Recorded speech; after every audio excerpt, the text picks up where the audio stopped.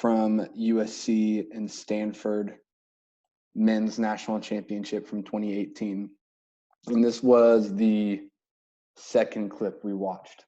So the two people we're looking at were number 4 up here and number 10 down here. And if you remember correctly, what happened was number 10 was kind of lagging behind. So let's watch it through real quick. Watch number 10. No legs, not able to get down the pool. And the thing that we looked at was if he had turned on his legs and sprinted all the way down right here, then he would have had the best scoring opportunity. But he wasn't able to turn it on, so he had to make the pass way over on the other side of the pool down to here, which isn't ideal. And a question Maddie asked was, well, sometimes Mia is already down there and I don't feel the need to go set up. And I tried to explain it, but I was able to find a clip from their Pearland game last year that'll kind of do a better job of explaining it. So this is Sophia with the ball. The girls are about to counterattack. This is Sarah, this is McKenna. Mia is outside of the screen in front of Sarah, and Maddie is right here. So let's watch it through once. Let's see what happens.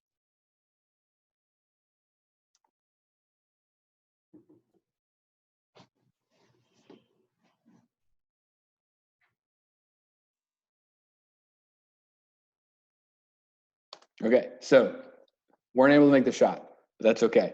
The thing that Maddie was talking about was sometimes in this situation, let's let her get the ball real quick. Oh, hold on. Taylor's in the way. Okay, so in this situation, Mia is up, right?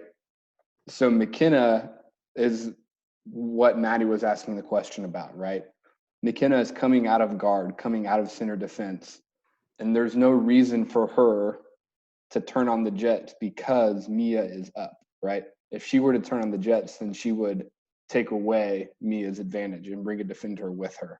So she actually makes the right decision, whether she made it on purpose or not, by staying back and letting Mia get the ball.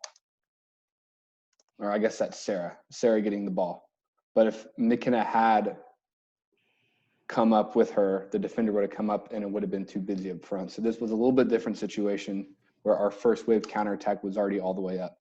And that was what Maddie was talking about yesterday when she asked her question. Okay, so today we're going to talk about 6-on-5. And the first clip we're going to look at is one of the clips from the girls' game against Memorial. So let me come in and get it.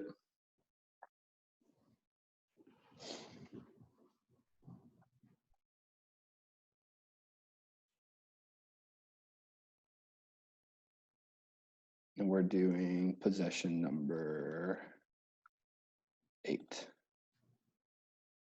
Okay, we're just going to watch it through once, see what you can find. See what you guys see and if it's anything similar to what I see. The main focus of today is 6-on-5. I guess I need to show you what you're about to watch. It's a 6-on-5 situation. The main focus of today is going to be why we do a 1-in and what the movement is trying to open up for us. So right now, it's first quarter against Memorial. They've scored a couple goals on us. Nothing going on too bad, but it is first thing in the morning, first game of the year, and most of the girls in the water had decided to go get donuts right before this game. So it plays a little bit of role in the sluggishness you're going to see. But what I want you to see is movement or lack of movement, who's open, who's not open, passing, all that good stuff. So we're just going to watch it through once.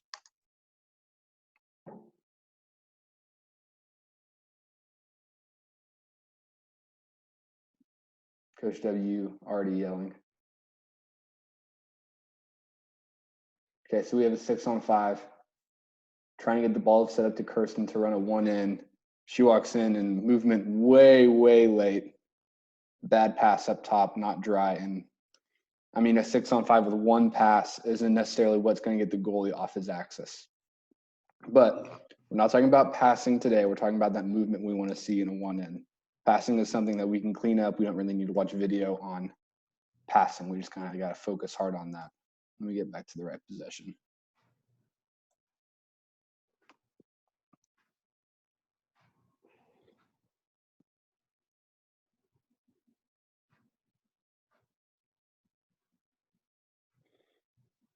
Okay, so we're going to set up the ball.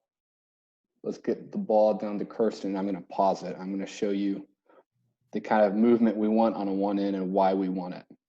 Okay, so as soon as Kirsten gets this ball on a 1-in, the first thing Kirsten needs to do is walk the ball inside the 2 meter. Okay, so you can see right here on the left side of your screen where yellow turns to red. That's the 2 meter line. The first thing Kirsten needs to do is walk the ball inside 2 meter. That way, if she has a pass open to a player who's inside 2 meter, that's not going to get called back, right? But if she's outside 2 meter and I think that's McKenna or Sarah are open and she passes it into the 2 meter, then it's going to get called back. So the first movement we need to see is Kirsten walking in inside 2 meter. After that, we need to see Maya immediately shooting over, kind of like around a 3-point arc. Okay, so Mia immediately coming over here. Okay, and whenever Mia does that, this defender right here has to make a decision whether to come out to Mia or stay in and guard Sarah. Okay, so you have Kirsten walking in, which is going to pull the shot blocker off of Sarah. Now her priority is guarding this post right here. And then when Maya shifts over, that defender is either going to sink in towards Sarah or pull out towards Maya. And Kirsten will hopefully be able to make the pass to either one of those who are open. Okay, we also need whoever this is up top to slide over, which is going to make this defender decide whether to come up to the top or go down to the bottom. Okay, so all of this intentional sliding over, we're taking advantage of the fact that we have one person more in the pool than they do. So right now, everyone in the pool has to defend like half a person. What we're trying to do is make them commit to guarding one person to open up the teammate. So what we see here is Maya does move, but she moves a little bit late. If you look at Sarah, even though the defender right here hadn't quite made a decision, the shot blocker came way out. Sarah actually is open right here on that inside goal right there. But with Maya shifting over, we're trying to pull that defender either out to open up Sarah more or in to open up our shooters up top.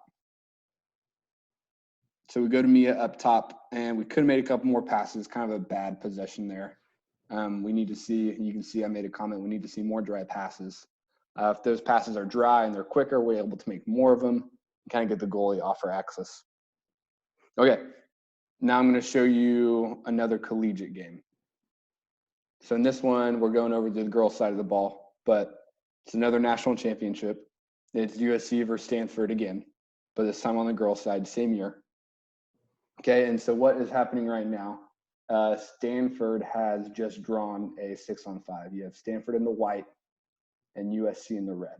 Okay, Stanford is going to draw. I need to get to the right spot. 542. Here we go. Okay, so USC in the red, Stanford in the white. USC has just drawn a 6-on-5. The first thing I want to point out, it's not going to be really a focus, but I want you all to see what happens whenever they draw their 6-on-5. Everybody in red has a spot that they're automatically go to. So they're able to get set up really quickly, and everyone goes to the same spot every single time. Okay, so we're going to watch it through once, see what you see, and then we're going to talk about it.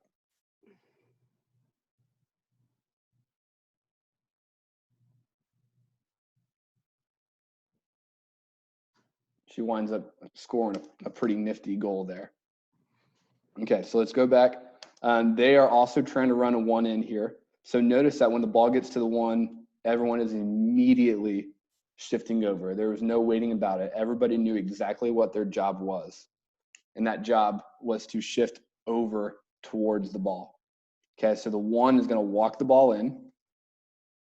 Now she's inside 2 meters. So these 2 passes are going to be not illegal no matter what because the ball's already inside 2.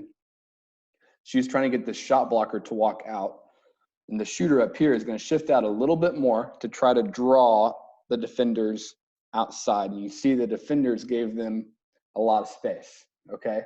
I want you to watch this defender right here. Let's back up just a little bit. Watch this white cap. Ball goes in and goes 1 in. and she looks over to this shooter for just a second to make sure that she's in the right spot. And when she does that, the one makes a pass inside. Okay, so we made this defender choose to either go out or go in.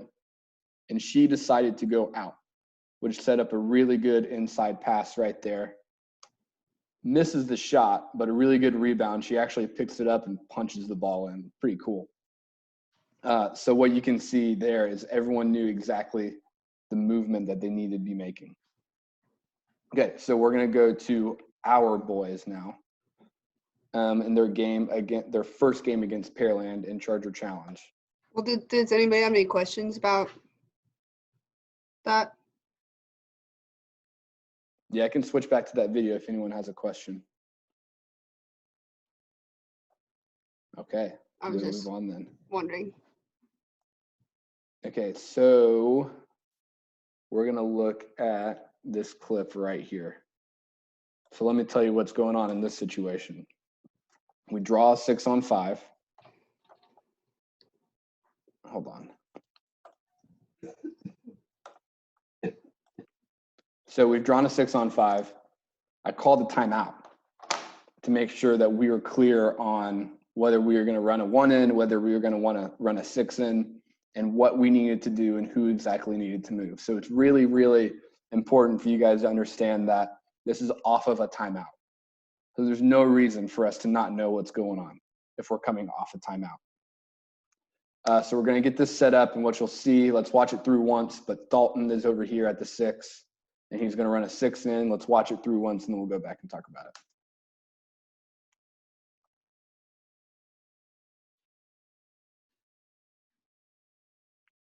Sloppy passes again, but once again, that won't be the focus because we know we can clean those up.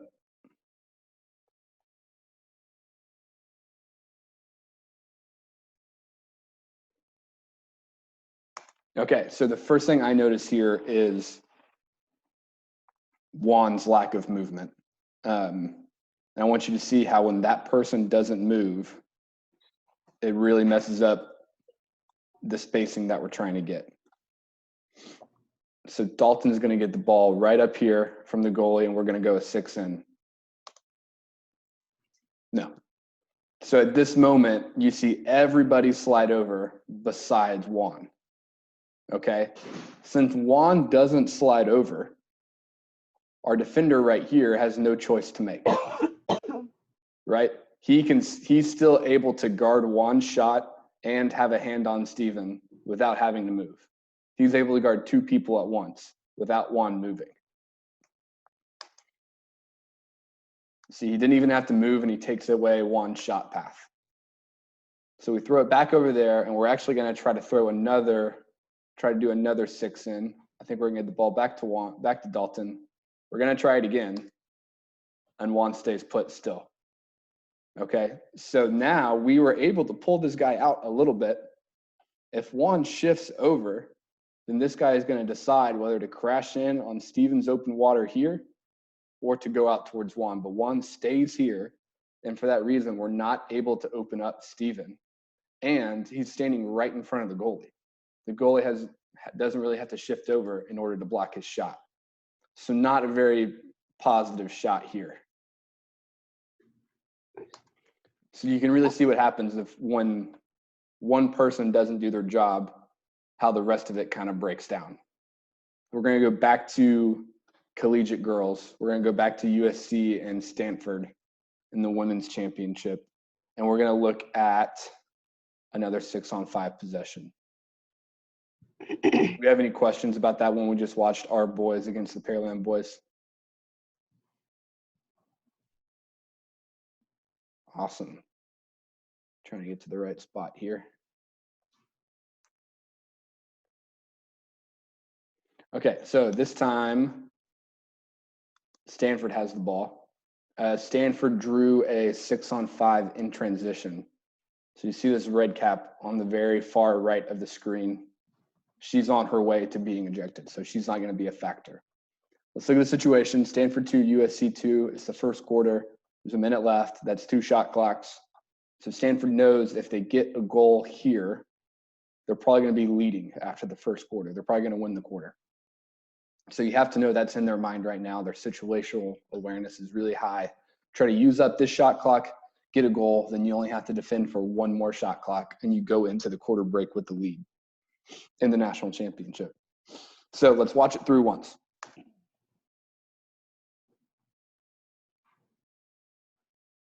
So she walks it inside the 2 meter. Everyone immediately shifts over. They know their job. Something different that happened there was a chaser came up from the top, right? This defender was right here, but she decided to come up to the top and chase, kind of like we do with our chasers.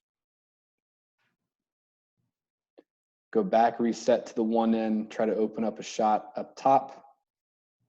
Couple dry passes, get the goalie off her axis, and boom, a goal to lead going into the quarter break. So we're going to restart it, and we'll show you a couple things we need to do. And if what you'll see, probably, hopefully what you can see, is that USC is going to defend their 6-on-5 just a little bit different. Okay, so there goes the ejection. We get the ball and we go one end. Look at this defender right here. Okay, she's not even worried about the shooter. Right, she says, let her get the ball, let her shoot. I'm worried about this girl, okay? So another situational awareness thing. This girl right here, number 12, she was a sophomore who was later voted All-American at the end of this season. She was All-American 3 years in high school, and she was an All-American swimmer in high school. So freak athlete, everybody in the pool is aware of that, okay? So they are making sure they're gonna double team her. If you put that in context with teams that we'll be playing against, they know who the talented ones in the pool are. So this is a defense we might see where they don't even respect the shooter, especially when the girls were at Aggie Land and were rotating freshmen, and we saw this a lot. They weren't even respecting the shooter. They were double teaming in here because they knew where the talent in the pool was. So that's the first thing I want you to notice. The second thing I want you to notice is what this girl decides to do after the one in.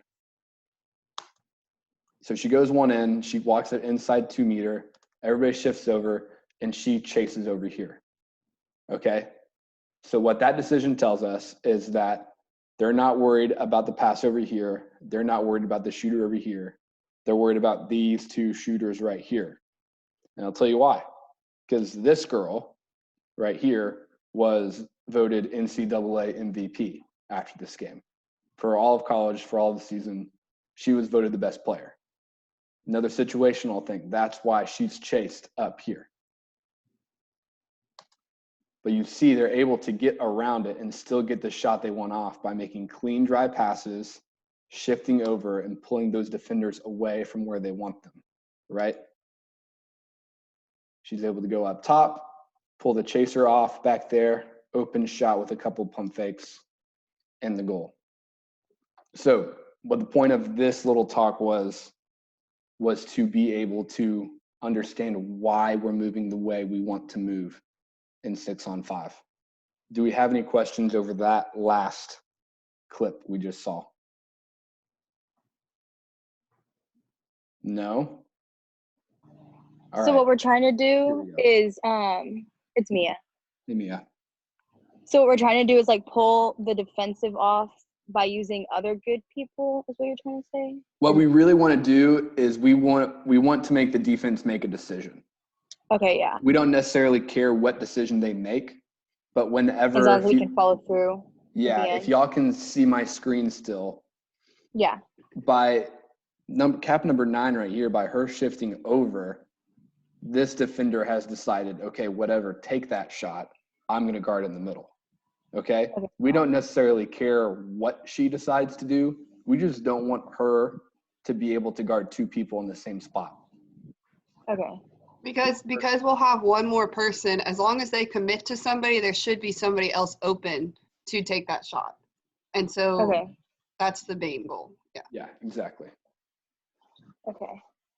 That was my question, I guess. Cool. Anybody else got anything? Okay, so hold on. I'm going to go. So what we're going to do moving forward we're going to do Monday, Wednesday, Friday, just because we don't want to overload you guys. We don't want to overload ourselves because Coach W and I are still having to go in and teach class and all that jazz. So we're going to do Monday, Wednesday, Fridays at 2.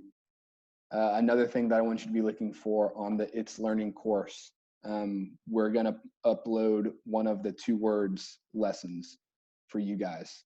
And that will be your grade for swimming next week. We'll put the PDF on there. We'll put the video on there. And then the assessment will just be like the open-ended answers. And we need everyone to go in there and complete it and do that.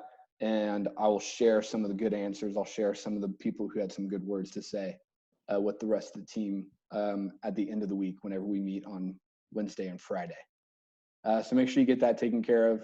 Don't let it be a stressor. Put some effort into it. Make sure you're thinking about it and putting effort into it. We're still able to make each other better while we're gone, but don't let it stress you out. Keep doing all your schoolwork. Let us know if you have any questions, even if it's about another class, even if it's about how to use It's Learning. Just get in touch with us and we'll help you out the best we can. Coach Deb, you got anything? No. I'm going to look for some dry land things that y'all could do as well. Just ball handling skills that you could just practice while sitting in bed or something. I'll probably have that ready for Monday as well. Something like that. Cool. So we can probably put that in the It's Learning. And if you're not in the class, just try to be active and reaching out to somebody who is in the class period to get those resources, because it's going to be the best way for us to put a bunch of stuff into your guys' hands at once. Yeah, if anyone has access to the class, I could send me that stuff. I'd really appreciate it. Yeah, so that's like Me too. Looking, Maddie might be in charge of that. Me too. Looking at who we got. Maddie, Sophia, looks like y'all are gonna have to step up if y'all don't mind. Send out some tests or some emails. Yeah. Okay, and also I found out the way to like clip it and put it up on YouTube. So if there are people that you know wanted to see it but couldn't do it at 2 because they're too lazy or because they didn't want to, I'm gonna put up on YouTube as well. All right, cool. We will see y'all on Monday. Sounds good. Y'all have a good one.